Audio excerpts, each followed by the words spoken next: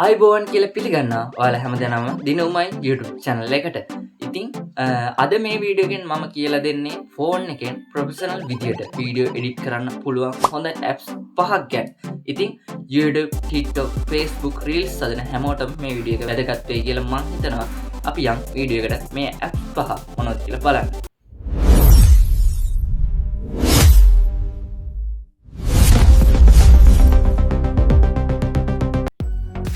පළවෙනියට තෝරගත්තු app එක තමයි CapCut.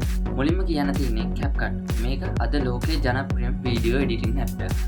Auto caption වගේම AI tool, transition සහ templates වගේ විශේෂාංග රැසක් මේ ඇප් එකේ තියෙනවා. ඉතින් ප්‍රොෆෙෂනල් ක්‍රියේටර්ස්ලට හොඳම ඇප් එකක් කියලා මේ CapCut ඇප් එක රෙකමන්ඩ් කරන්න පුළුවන්. ඉතින් දෙවෙනියට හොඳ වීඩියෝ එඩිටින් ඇප් එක විදියට මම තෝරගන්නවා VN Editor එක.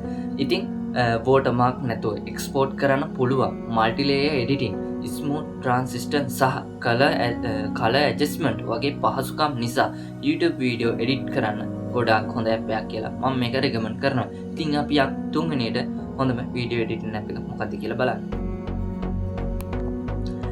ඉතින් මම තුන්වෙනියට හොඳම වීඩියෝ එඩිටින් ඇප් එක විදියට InShot එක තෝරගන්නවා. InShot කියන්නේ සෝෂල් මීඩියා කන්ටෙන්ට් ක්‍රියේටර්ස්ලා අතර ජනප්‍රිය ඇප් එකක්. ඉතින් වීඩියෝ ක්‍රොප් කරන්න, මියුසික් දාන්න, ටෙක්ස්ට්, ස්ටිකර්ස් සහ ෆිල්ටර්ස් එකතු කරන්න පහසුම ඇප් එකක් විදියට මේ ඇප් එක හොඳයි. ඉතින් වීඩියෝ එඩිටින් දන්නේ නැති කෙනෙක්ට උනත් වීඩියෝ එඩිට් කරන්න පහසුම ඇප් එකක් විදියට මේ InShot ඇප් එක මම රෙකමන්ඩ් කරනවා. අපි හතරවෙනියට හොඳම වීඩියෝ එඩිටින් ඇප් එක මොකක්ද කියලා බලන්න. ඉතින් මම හතරවෙනි වීඩියෝ එඩිටින් ඇප් එක විදියට KineMaster එක තෝරගන්නවා. ඉතින් KineMaster කියන්නේ green screen, voice recording සහ multi-layer editing කරන්න පුළුවන් හොඳම ඇප් එකක්. ටිකක් ඇඩ්වාන්ස් එඩිට් කරන්න කැමති අයට මේක හොඳ තේරෙමක් කියලා මම හිතනවා. ඉතින් KineMaster එකෙන් එඩිට් කරන අය ඉන්නවනම් පහලින් කමෙන්ට් එකක් දාන්න. අපි පස්වෙනි සහ අන්තිම එඩිටින් ඇප් එක මොකක්ද කියලා බලන්න. ඉතින් මම පස්වෙනි සහ අන්තිම වීඩියෝ එඩිටින් ඇප් එක විදියට Adobe Premiere Rush කියන ඇප් එක තෝරගන්නවා.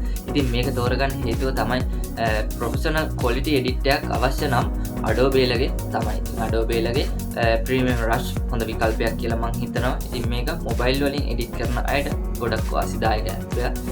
ඉතින් සරල ඉන්ටර්ෆේස් එකක් හොඳ එකක් එක්ක හොඳ ක්වොලිටි එක්ස්පෝර්ට් එකක් ලබා ගන්න පුළුවන් මේ ඇප් එක යූස් කරනවා නම්.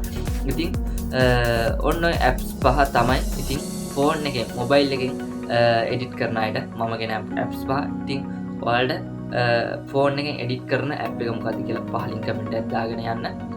වීඩියෝ බලපු ඔයාලට තැන්ක් යූ කරනවා. ඉතින් නැවත බටනා ටෙක් වීඩියෝ එකකින් හමුවෙමු. මම දිනු මයි.